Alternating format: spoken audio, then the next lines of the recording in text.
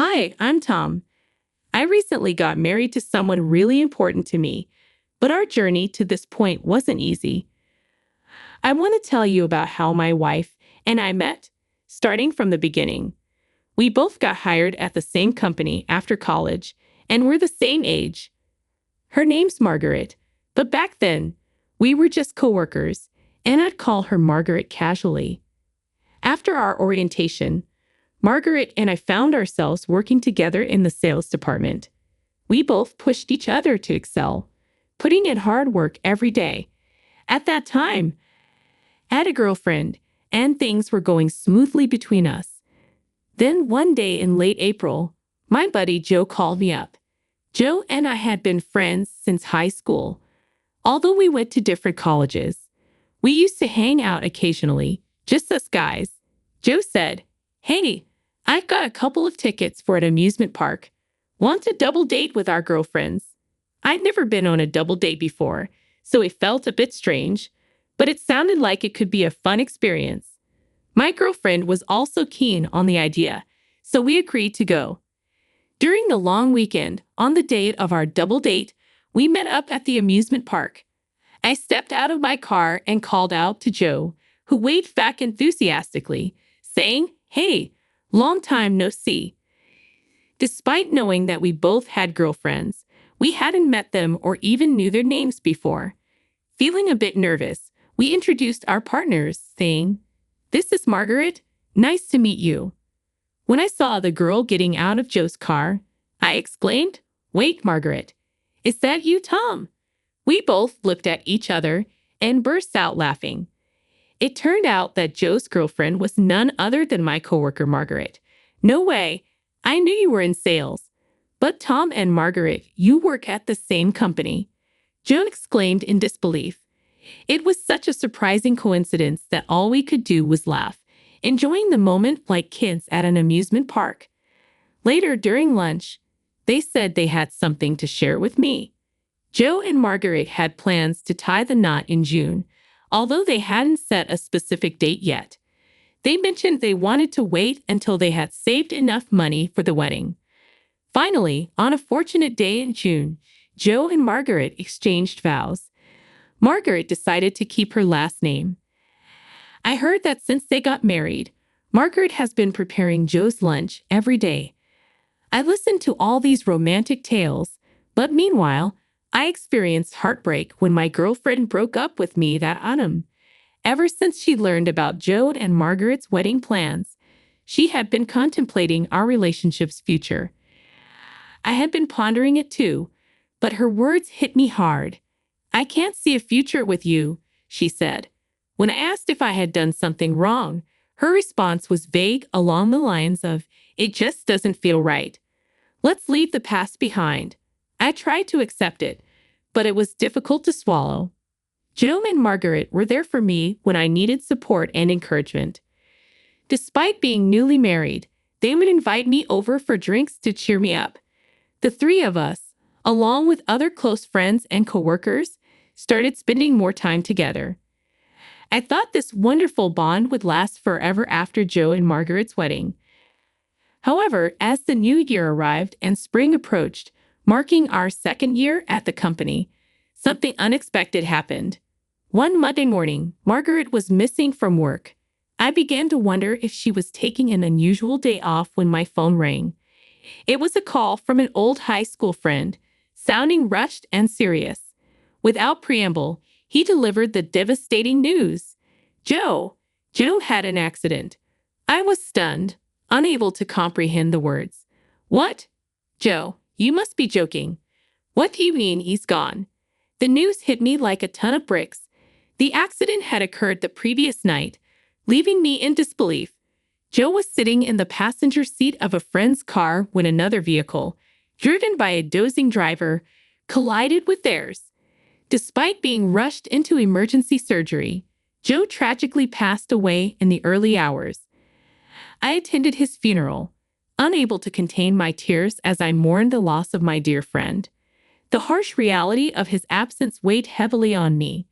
Margaret initially held her composure but broke down in tears during the service. Unable to bear seeing her in such pain, I covered my face with a handkerchief, trying to mask my own grief. Afterwards, Margaret took a month off from work. When she returned, she had visibly lost weight, a physical manifestation of her grief.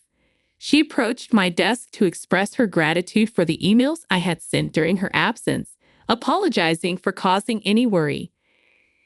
Despite her smile, I could sense that she was still struggling. Margaret confided in me about the difficulty of coping with Joe's loss, especially during the lonely nights. She appreciated the messages I had sent, as they reminded her to try to maintain some semblance of normalcy. Even if it was just a sandwich, receiving an email from me motivated her to eat. Witnessing Margaret's pain, I couldn't bring myself to offer empty platitudes like, "I hope you feel better soon." Instead, I suggested going out for dinner after work to provide some comfort. Although she initially declined, citing her reluctance to socialize, we persisted in our invitations until she finally accepted. Margaret's appetite was modest, but seeing her enjoy the food and eat a little brought some relief to my heart. After dinner, as we walked home together along the dimly lit streets, Margaret began to speak about Joe. "He's in the cemetery now, and all I have left at home is his portrait. I feel so alone." Her tears flowed freely, and all I could offer was my handkerchief and a comforting touch on her back. Her grief over losing Joe was profound, leaving me at a loss for words. "I'm sorry," I murmured softly. "Thank you," Margaret replied amidst her tears, before resuming her walk. Initially planning to accompany her only part of the way, I couldn't bear to leave her alone in her sorrow, so I walked her all the way home. Once there, I lit a candle in Joe's memory. The room was adorned with pictures from the funeral, alongside joyful photos of Margaret and Joe. Seeing this display, I couldn't help but shed tears myself. "I'm sorry for crying when I should be supporting you," I choked out.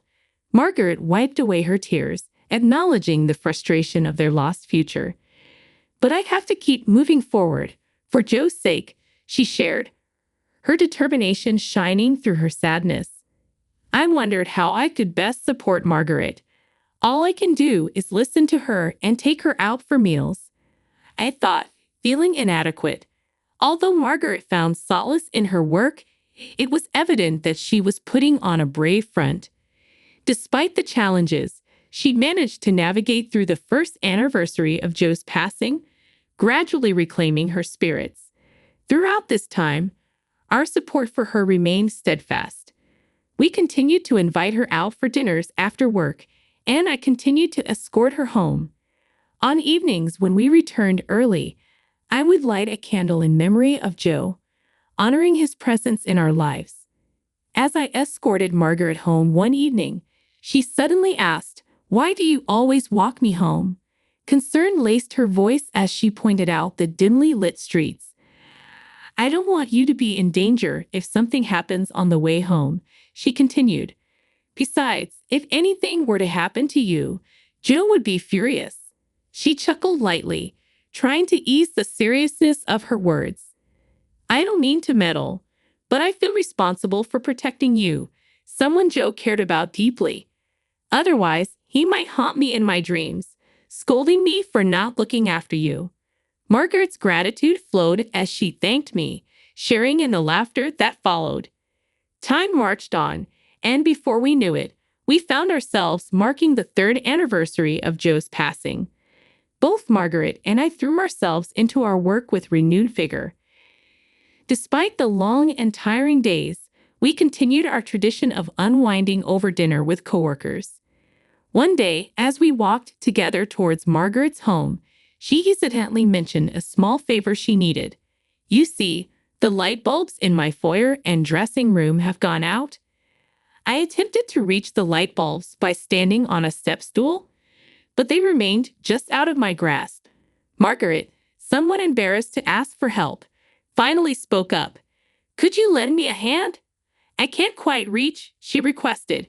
With a reassuring smile, I gladly agreed, dismissing her concerns with a light-hearted remark. "No problem at all. Don't worry about the small stuff," I reassured her, earning a grateful smile in return. Inside her home, I swiftly replaced the light bulbs. Thanks a bunch. It's amazing how handy a tall person can be, Margaret remarked appreciatively. I jokingly replied, well, lucky for me, I can reach the ceiling. Otherwise, that would have been quite the predicament, huh? Margaret chuckled, sharing a memory of Joe's struggles with a similar task in another room. I laughed along, remarking on my own height advantage. As I handed Margaret the folded step stool, our fingers brushed against each other unexpectedly, and our eyes met in a fleeting moment of connection. The laughter dissolved into a brief silence, but I quickly averted my gaze, feigning nonchalance. Suddenly, Margaret softly questioned, "Hey, why are you always so kind?" Her words caught me off guard, and our eyes met once again. In that instant, my heart skipped a beat, but I remained silent, simply regarding her. "You're always there for me, always caring," Margaret continued slowly, her words stirring something within me. Before I could respond, she added with a hint of playfulness, "You're almost too good to be true. I might start getting ideas." A rush of emotion surged through me, but Margaret quickly dismissed her remark, attributing it to perhaps being a little tipsy. She moved to put away the step stool as if nothing had happened. However, I found myself unable to let the moment pass.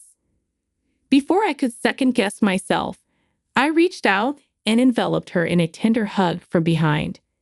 A quiet moment passed between us. I could sense Margaret's warmth seeping through my embrace, and suddenly it hit me. The desire to protect Margaret surged within me, transcending the bounds of mere friendship or coworker camaraderie. I realized I was falling for her, yet just as quickly as the realization dawned on me, a vivid image of my dear friend Joe flashed through my mind, causing me to reluctantly loosen my grip on Margaret. "Sorry, I think I might have had a bit too much to drink," I mumbled apologetically, attempting to diffuse the tension. Margaret shook her head, her eyes glistening with unshed tears. As she turned towards me, a solitary tear trickled down her cheek. My gaze drifted to Joe's framed photograph, and without uttering a word, I approached it and lit a silent candle in my heart, silently begging for forgiveness. "See you at work tomorrow," I murmured to Margaret before quietly departing her home. The following day at the office, we went about our tasks as if nothing had transpired. Yet, with every exchanged glance, an unspoken weight hung heavy between us. I suspected Margaret felt it too. This silent dance continued for some time, till one evening, as I escorted Margaret home after dinner with coworkers, an unusual silence enveloped us.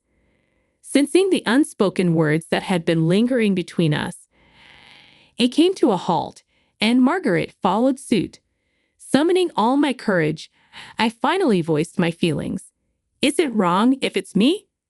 I'd want to stand by your side in any capacity," I confessed, my words brimming with sincerity. Margaret met my gaze, and after a pregnant pause, she nodded in acceptance. "Yes," she replied softly, acknowledging my sentiments. But this was not the end of our story. On my day off that week, I made a pilgrimage to a particular place, Joe's graveside. It was important for me to share this news with him right there where he rested. "Joe, I've come to make a promise," I began solemnly. "I vow to make Margaret happy and to care for her just as you would have. Please accept that I'll be by her side.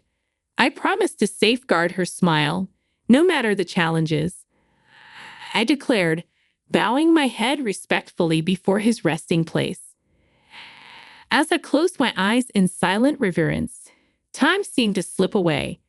Suddenly, a gentle, warm breeze swept through the cemetery, caressing my skin. It felt like Joe's gentle reply to my pledge. Gratefully, I lifted my head and met his gravestone once more. "Do you forgive me?" I whispered, seeking his understanding. Another tender breeze brushed by, imbued with a kindness reminiscent of Joe's comforting presence. Thank you, I murmured, bowing my head once more. I promised to honor this vow. I vowed to Joe before departing. A decade had passed since that solemn moment. Margaret and I had grown inseparable, living together in a partnership akin to a common law marriage. On appointment day after marking Joe's 13th anniversary, Margaret confided in me as we paused at a park after visiting his grave. With trembling hands, she revealed a marriage license, her eyes brimming with emotion. I embraced Margaret tightly, assuring her that there was no need for apologies. Remember, we said any form of us is just right. I reminded her, attempting to lighten the mood. Margaret's tears flowed freely, but she nodded in agreement, managing a fragile smile. Don't cry, I teased gently. I made a promise, man to man. I chuckled, diverting her attention from her tears. With renewed resolve, we exchanged vows and became husband and wife. 2 years later, our family welcomed a new member, a beautiful baby girl who bore a striking resemblance to Margaret. On the day of her birth, a meteor shower graced the sky, a celestial spectacle that felt like Joe's blessing from above. Our daughter brought boundless joy into our lives, filling our home with her infectious laughter. As we cherish our family and continue to honor our commitments, we find solace in the belief that Joe watches over us, content to see Margaret's radiant smile. And so, we embrace life's journey, living each day in a way that honors our loved ones and ensures that our family always finds reason to smile.